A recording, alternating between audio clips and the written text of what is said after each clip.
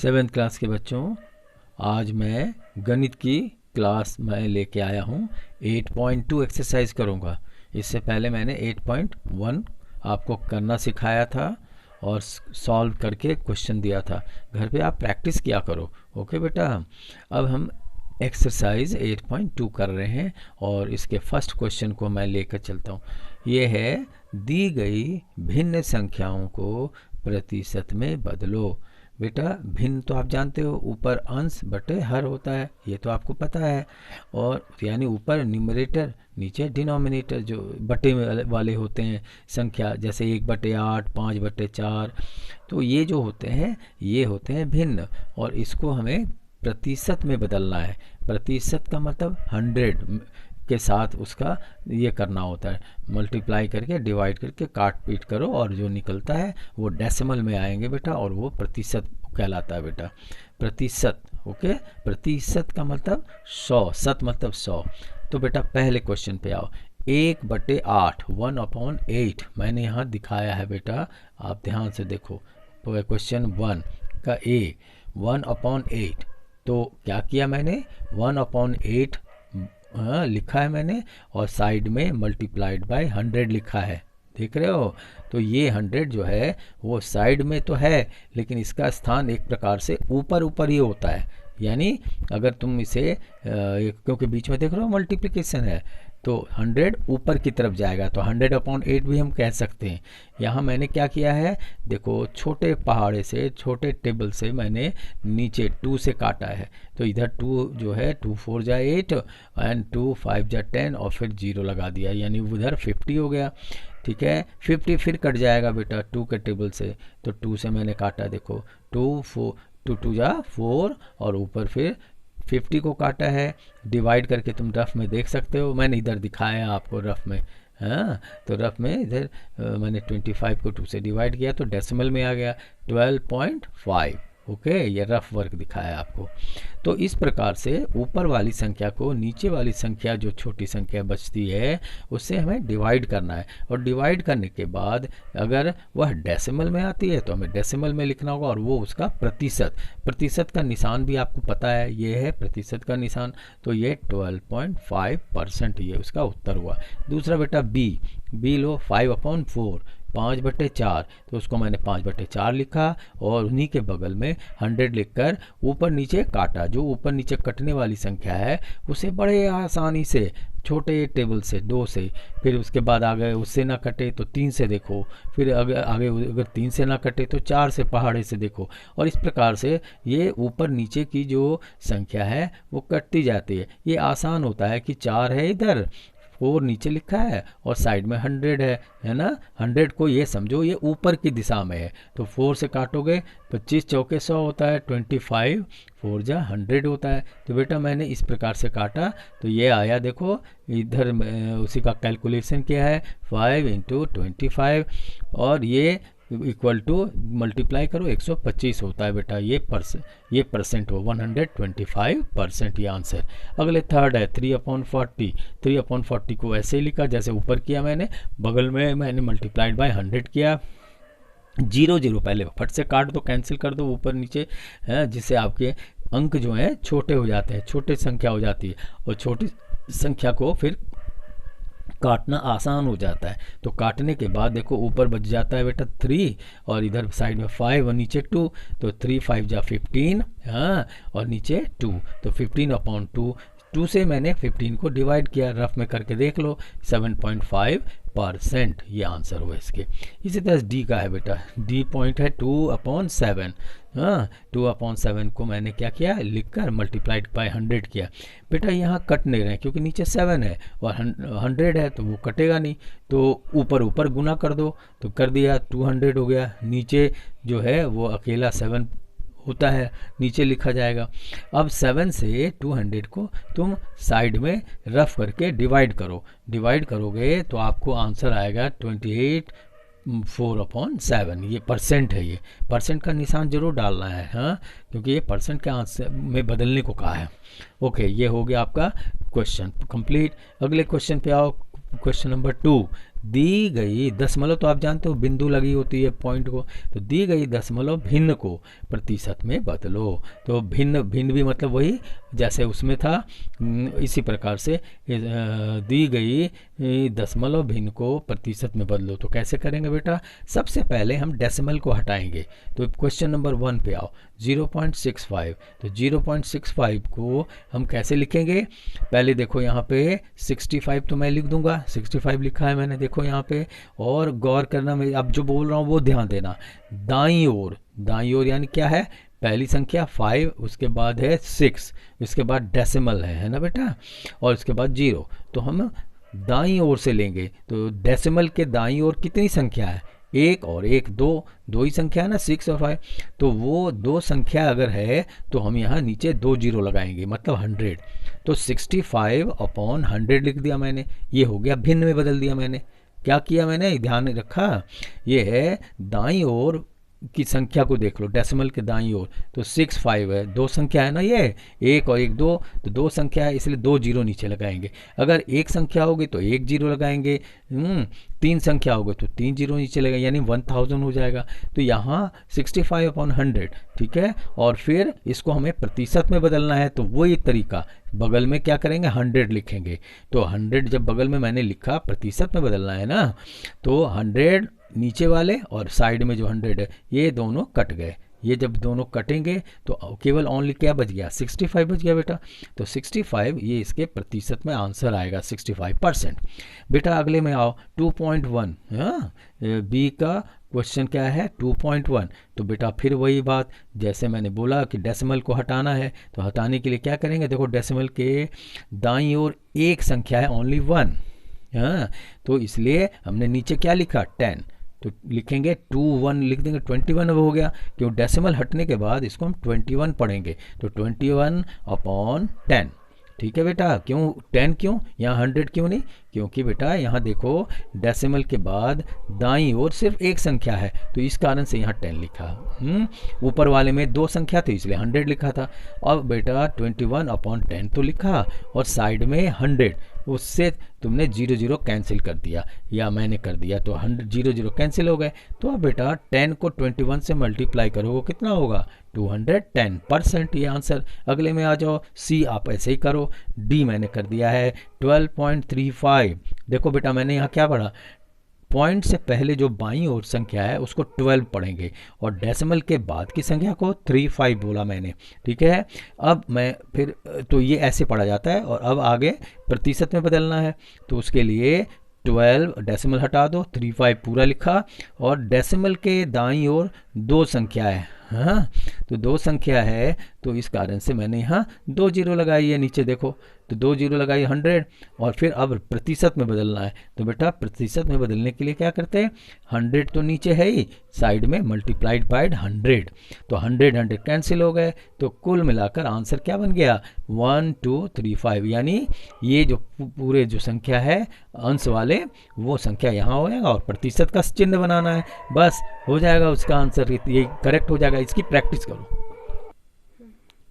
बेटा। अगला question 3rd है, ठीक है, उसी एक्सरसाइज का 8.2 का 3rd क्वेश्चन क्या है बेटा, वो आप अपने बुक में पहले चित्र देखो, गोला बने हुए बेटा, 3 गोले हैं ना बेटा, तो 3 गोले में पहले गोले को देखो, फिर दूसरे गोले को देखो, और तीसरे गोले को देखना है, और इसमें इसके प्रतिशत बताना है कि कितने हिस्से को रंगा गया है। तो क्वेश्चन पढ़ता हूँ, अनुमान लगाइए कि आकृति का कितना भाग रंगा गया है, और इस प्रकार ज्ञात कीजिए कि कितने प्रतिशत रंगीन है, मतलब कितने प्रतिशत रंगीन है। तो बेटा पहले वाले गोले में देखो, उसमें एक हिस्सा, यानी अगर हम रिंग है ये, इसको 4 हिस्से में बांट दिया, तो एक ही हिस्सा तो रंगा हुआ है, तो इसे हम क्या, और कुल मिलाकर देखो तो 4 भाग लग रहा है देखने में, 1 2 3 4, तो कुल मिलाकर इस, तो फिर इसको लिखेंगे कैसे, रंगे हुए भाग को हम ऐसे लिखेंगे 1/4, क्योंकि ये 4 हिस्से में सिर्फ एक हिस्सा ही रंगा हुआ है, तो लिखेंगे रंगीन भाग बराबर 1/4। अब इसके प्रतिशत निकालना है बेटा, तो 1/4 को बगल में साइड में 100 से मल्टीप्लाई कर दो, यही तो मैंने पहले वाले में प्रतिशत बताया आपको, तो 1/4 मल्टीप्लाइड बाय 100, प्रतिशत। ठीक है बेटा, तो 100, अब ये जो 4 से काट दिया 100 को तो कितना आएगा, 25 आएगा। आपको अगर ये काटना नहीं आता है तो रफ वर्क में आप 100 को 4 से डिवाइड करो, भाग लगाना तो आता है तो उसे रफ करके भाग लगाओगे तो आ जाएगा बेटा यहाँ ऊपर 25, 25, तो ये हो गया 25%। मैंने आपको करके दिखा दिया। ये बिना प्रैक्टिस के नहीं होगा बेटा, है बड़ा आसान, और ये बिल्कुल ये पेपर में पूछे भी जाते हैं, इसलिए इसकी घर में हर 2-3 दिन पर एक बार प्रैक्टिस जरूर कीजिए अपने मैथमेटिक्स को।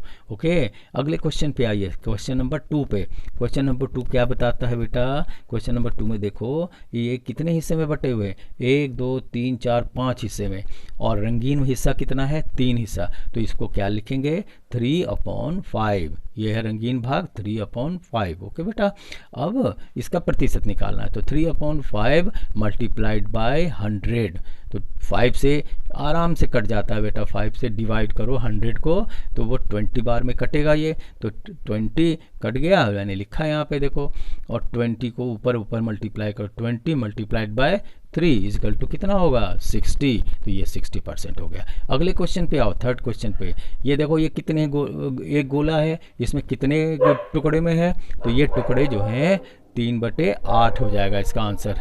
3/8 इसलिए होगा क्योंकि ये 8 टुकड़े में है, उसमें सिर्फ 3 हिस्से ही रंगीन है, तो 3 हिस्से रंगीन, इसलिए रंगीन वाले हिस्से को 3 ऊपर लिखेंगे और नीचे वो जो टुकड़े हैं 8, 3/8। ओके बेटा, अब क्या करेंगे, उसकी प्रतिशत निकालो, तो 3/8 मल्टीप्लाइड बाय 100, मल्टीप्लाई बाय 100 कर दिया 100 से। ठीक है, नीचे ऊपर काटो बेटा, वो मैंने 2 के टेबल से काटा है, ऐसे ही आप भी काटो, छोटे संख्या से काटोगे ना तो आसानी होगी, गलती नहीं होगी। सबसे बड़ी बात है मिस्टेक नहीं होगी, आपको छोटे पहाड़े से काटना, और फिर काटना बोलो या उसे डिवाइड करके भी देख सकते हो, तो करोगे तो देखो लास्ट में जो कटने पर ये इधर साइड में 25 आता है बेटा काटने पे, और इधर तो 3 है ही, तो 25 3 जा 75, देखो 75/2 कर दिया, और फिर 2 से डिवाइड करो, रफ वर्क में देख लो, साइड में दिखाना होता है पेपर में, वो भी कर सकते हो, तो 35.5 मतलब 37.5%, ये इसके आंसर हुए।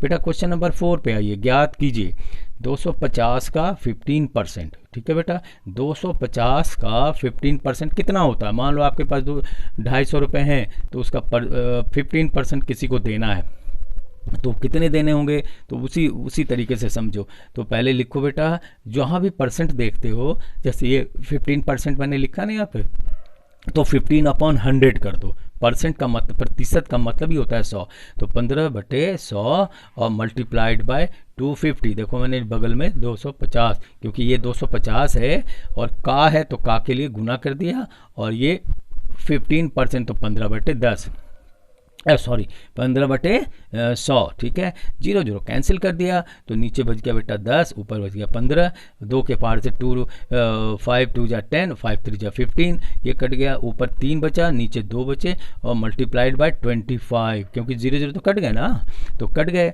तो कट जाने पर अब मल्टीप्लाई कीजिए, ऊपर मल्टीप्लाई, 25 को 3 से मल्टीप्लाई कीजिए, कितना होगा 75, और नीचे 2 है तो 2 नीचे लिखा। अब डिवाइड करोगे 75 को, तो डिवाइड करने पर रफ में तो ये आंसर आएंगे 37.5, ये आपका आंसर हो गया। ओके बेटा, अगले क्वेश्चन पे आइए। दूसरे क्वेश्चन जो है वो है 1 घंटे का 1%।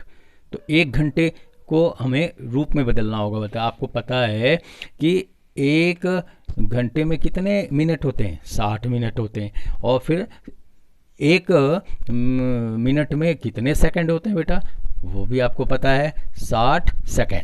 ठीक है, तो वही मैंने यहाँ लिखा है, 1 घंटे को मैंने सेकंड में पहले बदला है क्योंकि उसके बराबर बनाया है, तो 60 × 60, क्योंकि 1 मिनट बराबर 60, 1 घंटे में कितने 60 मिनट, और ये 60 है सेकंड में, तो दोनों 60 × 60 कर दिया, गुना करोगे तो कितना आएगा 3600 सेकंड। ओके, तो अब इसको आप इस प्रकार से यहाँ लिखिए, 30, जहाँ 60, जहाँ 1 घंटे हैं उस जगह पे नीचे क्या लिखोगे 3600 मल्टीप्लाइड बाय 1% है ना यहाँ पे लिखा, 1% में 1/100 कर दो, तो 1/100 कर दिया, 0 0 कैंसिल कर दोगे तो अंक हो गए छोटी, और ये हो गया ओनली 36, क्योंकि 0 0 कैंसिल हो गया, यहाँ 2 0 यहाँ 2 0 कैंसिल हो गए, तो 36 सेकेंड, ये इसका आंसर हो गया। अगले बेटा ए बी के बाद मैंने सी भी कर दिया है। चलो सी भी है तो रुपया 2500 2500 का 20%